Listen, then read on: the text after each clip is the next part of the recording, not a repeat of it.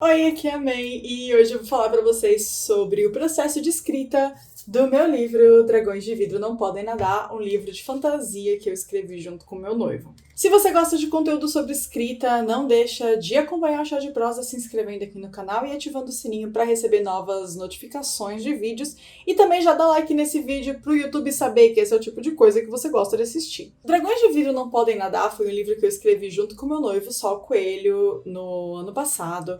E ele foi um exercício de escrita pra mim, de certa forma. Eu comecei o ano falando pro Sol que eu tinha um desafio pra mim mesmo, que era escrever algo curto. Isso é uma dificuldade que eu sempre tive, desde a época das fanfics. Eu sempre gostei muito de escrever coisas longas, aquelas fanfics gigantescas que as pessoas atualizavam por meses. Era o tipo de coisa que eu gostava de escrever. E eu tenho muita dificuldade com conteúdo curto. Isso, inclusive, não só para escrita, mas também para a leitura. Eu tenho muita dificuldade de ler coisas curtas e me conectar com ela da mesma forma que eu me conecto com séries e livros grandes. A mesma coisa acontece comigo quanto a filmes. Eu sempre acabo assistindo mais séries do que filmes, porque eu sinto que na série eu tenho mais tempo pra me aprofundar naqueles personagens, pra me conectar com eles, e isso faz muita diferença pra mim. Então eu comecei o ano falando pro Sol que eu tinha essa tarefa, esse desafio pra mim mesma, escrever algo curto e me orgulhar muito daquela escrita. E escrever coisas curtas é algo que o Sol me disse que é, assim, o que ele se sente mais confortável. Ao contrário de mim, ele tinha mais dificuldade com coisas longas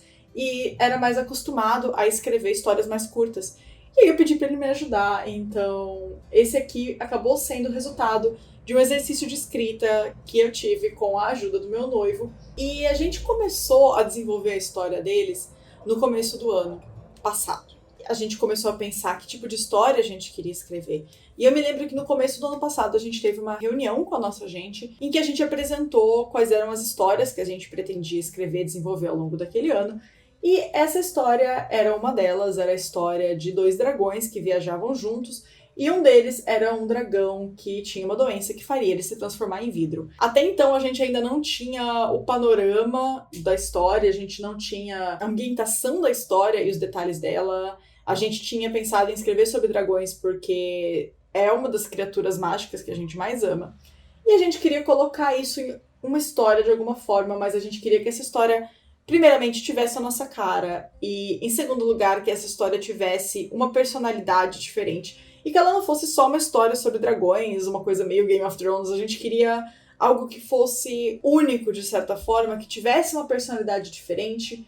E a gente começou a pensar em ideias enquanto a gente trabalhava em outros projetos, enquanto a gente revisava alguns livros que estão buscando nesse momento editora. A gente acabou reunindo ali um brainstorm de ideias do que poderia ser os Dragões de Vidro e o tipo de coisa que poderia acontecer ao longo dessa história. Uma curiosidade é que o primeiro título dele era Dragões de Vidro Não Podem Lutar, porque a gente tinha pensado num dragão que fosse meio que um segurança ou um guarda-costas de um dragão de vidro e que tivesse que lutar as lutas dele, as batalhas dele, porque aquele dragão de vidro não poderia lutar porque senão ele quebraria. Mas ao longo do processo de criação da ambientação da história, a gente acabou migrando para novos ares, para novos estilos de história, e a partir do momento em que a gente descobriu como essa história seria, a parte da luta já não fazia mais sentido. Se você ainda não leu Os Dragões de Vidro Não Podem Nadar, ele conta a história do Dansha, esse dragão aqui. Ele é um dragãozinho, filho de um dragão fazendeiro. Esse dragão é muito importante, ele produz comida e produtos para os dragões mais nobres do universo mágico em que eles vivem. E o Dansha, ele tem uma doença rara que faz ele virar vidro pouco a pouco. E ela é amplificada pela proximidade com o oceano. Infelizmente, o mar também é um dos grandes amores do Dansha. Ele tinha esse namorado, o Gal, que era um monstro marinho, que contava para ele várias histórias sobre o oceano, sobre criaturas mágicas que viviam no mar. E o Dansha era apaixonado por essas histórias. O grande foco do relacionamento dele com o Gal eram as histórias sobre o mar. Mas o Gal, ele acabou falecendo com circunstâncias misteriosas.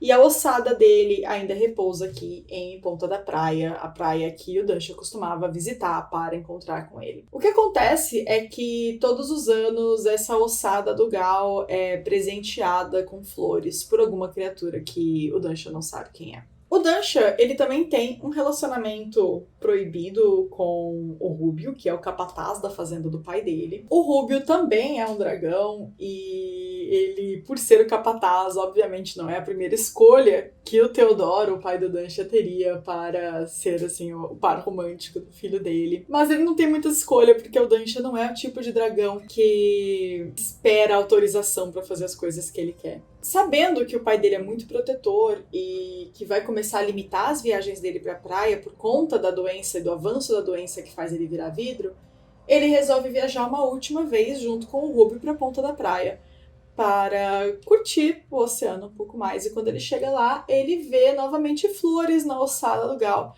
E ele conhece uma feiticeira muito poderosa, a Wanda, que coincidentemente também estava acampada ali na praia.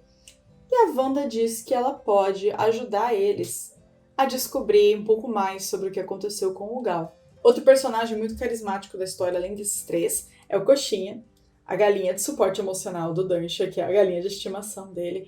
E eu acho que foi um dos personagens que mais conquistou as pessoas. Essa é a ambientação do livro, e quando a gente começou a pensar no que a gente queria para os dragões, na ambientação mágica diferenciada que a gente queria, tava bem na época de uma trend no TikTok, que era aquela trend da música Welcome to the Mato, foi no ano passado. Quando a gente ouviu aquela trend, eu dei muita risada, porque eu falei pro Sol, eu fui criada no interior, eu fui criada em fazenda, e eu acho que seria muito engraçado se os dragões fossem fazendeiros. E o Sol, ele morou grande parte da vida dele em Fortaleza, então a relação dos dragões que são caipiras, mas que viajam pra praia, foi uma forma de nós unirmos duas coisas que são muito importantes pra gente, que é o interior e o litoral, e que tem muito a ver com a gente, com a nossa identidade como pessoas, e com a nossa identidade também como escritores.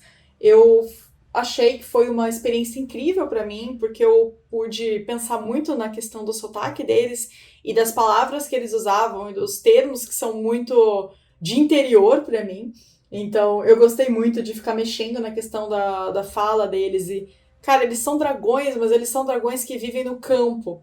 Então, de que forma eles falariam e como isso afetaria a postura deles como criaturas mágicas? Eu acho que essa foi uma das coisas mais únicas da história e uma das coisas que eu mais gostei de fazer. Quando a gente começou, então, a desenvolver a história deles, a gente fez esse brainstorm, essa reunião de ideias e criou uma playlist de sertanejo que envolve algumas músicas que a gente acha que seriam uma ambientação perfeita para a história dos Drago Boys. Inclusive o termo Drago Boys, que foi um termo presenteado pra gente pelo nosso amigo Sgrig, que falou que, assim, eles são meio que agroboys, mas eles também são dragões, então eles são dragoboys. E a gente gostou tanto desse termo que acabou pegando e a gente usa eles o tempo todo. E a gente gostou muito que muitos leitores também entraram na brincadeira e começaram a chamar eles de dragoboys. Com a playlist criada e a ambientação mais esclarecida sobre o que a gente queria, a gente começou, então, a pensar na estrutura dessa história. E aí uma coisa muito engraçada aconteceu, que foi enquanto a gente pensava nos capítulos que essa história ia ter, em como essa história ia ser ambientada, eu ainda estava com aquele foco que eu falei pra vocês, que era o de escrever algo mais curto. E o Sol, ele gostou tanto desses personagens que ele tava, assim, querendo muito que a história se tornasse uma história mais longa. E aí, nesse momento, eu sinto que a gente deu uma invertida, que foi muito engraçado, que era o Sol falando, não, vamos transformar isso num romance. E eu falando, não, eu preciso que isso seja uma noveleta, porque eu preciso escrever algo mais curto. Foi assim que a gente acabou mantendo o tamanho dele. Ele é maior do que a gente achou que ele seria. A gente esperava um conto e ele acabou sendo uma noveleta. Então ele foi ali um meio termo entre algo curto, um conto, e algo mais longo, um romance. Ele tem por volta de 78 páginas, se não me engano. Eu não sei quanto isso daria impresso, mas ele é uma leitura rapidinha do Kindle. E por enquanto só existe em e-book. Durante o processo de escrita, como que a gente fazia para escrever a quatro mãos? Isso é uma coisa que a gente gosta muito de fazer. Como eles são uma história mais curta, a gente acabou escrevendo juntos a maioria das cenas. Então a gente sentava no sofá, cada um com um computador no colo, abria o documento e enquanto um escrevendo, o outro ia lendo o que estava sendo escrito e pensava se conseguia adicionar alguma coisa àquela cena ou não. Então, uma coisa engraçada sobre o processo de escrever a quatro mãos pra gente é que muitas vezes a gente tá escrevendo juntos a mesma página, um em cada parágrafo. A gente queria muito lançar ele na época da Bienal do Livro do Rio de Janeiro de 2023. Então, a gente acabou terminando a escrita dele e já fazendo uma reescrita por cima, uma ediçãozinha. E aí a gente mandou a história para nossa agente e também fez algumas mudanças de acordo com alguns apontamentos que ela fez. A preparação desse livro foi muito rápida. Depois que ele foi escrito, eu acho que rapidinho a gente já tinha ele pronto para publicação. E aí a gente foi atrás da ilustração que representasse bem o estilo que a gente queria. A gente não queria que eles fossem, como eu tinha dito, dragões muito fortes num ponto assim mais tradicional de dragão. E a gente já conhecia o traço da Robin Toledo, que é a ilustradora da capa, a responsável por essa ilustração lindíssima aqui. E a gente achou que o estilo da Robin podia casar muito bem com a ideia que a gente queria passar dessa história, de algo que tem uma inspiração meio em Estúdio Ghibli, que tem uma inspiração em animes velhos. Eu acho que essa ambientação tem muito a ver, conversa muito com esse tipo de referência, e o estilo da Robin, ele tem tudo a ver com o que a gente queria passar. Então eu acho que ela foi a escolha perfeita para a arte da capa, que tem tudo a ver com a história. E desde a publicação, que já completou aí 1 ano, nós tivemos mais de 6.600 pessoas que adquiriram o livro, seja por venda ou então por download gratuito nos eventos que a gente participou, Exploda Seu Kindle, organizado pela Divulga Nacional. E eu fiquei, assim, completamente obcecada pelo fato de nós termos conseguido mais de 6.600 pessoas que baixaram o livro, porque ele não teve nenhum investimento em marketing. A gente não tinha orçamento para isso, infelizmente. Eu gostaria muito de ter feito várias ações, eu tinha várias ideias de coisas com influências, mas a gente estava completamente sem dinheiro. E aí, como autor independente, infelizmente a gente tem essas limitações, que acabou que a gente teve que fazer a divulgação dele toda no boca a boca. Eu fiz muita divulgação dele durante a Bienal do Livro do Rio de Janeiro, dentro da própria Bienal, entregando brindes, conversando com as pessoas, informalmente mesmo. E eu acho que isso teve bastante resultado. Além disso, a gente produziu alguns conteúdos para as redes sociais a respeito dos Dragon Boys.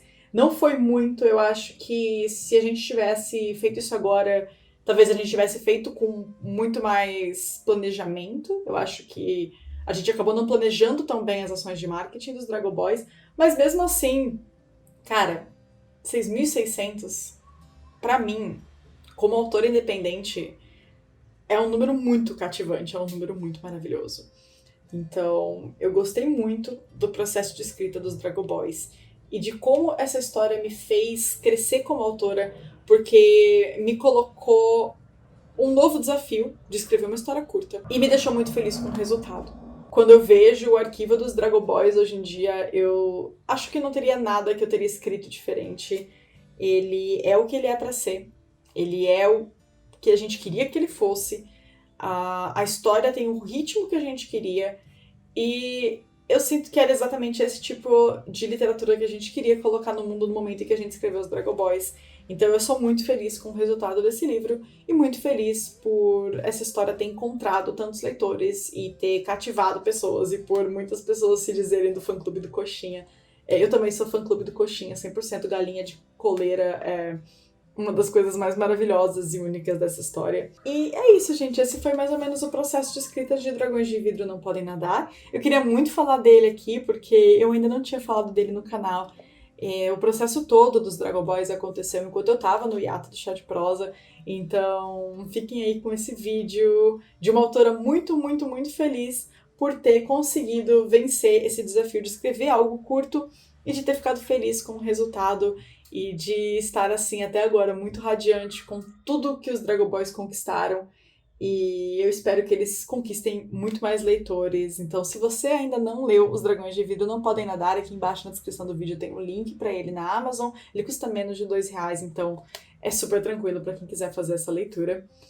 E é isso, gente. Eu espero que vocês tenham gostado de ouvir um pouco sobre o processo de escrita. Se vocês quiserem saber mais sobre escrita, como a gente cria personagens, como a gente estrutura a história, eu posso fazer mais vídeos sobre isso. É só vocês me dizerem no comentário se é algo que vocês gostariam de ver aqui no Chá de Prosa. Gente, não esqueçam de deixar o like pro YouTube ajudar a divulgar esse vídeo. E vejo vocês no próximo. Beijos, tchau, tchau!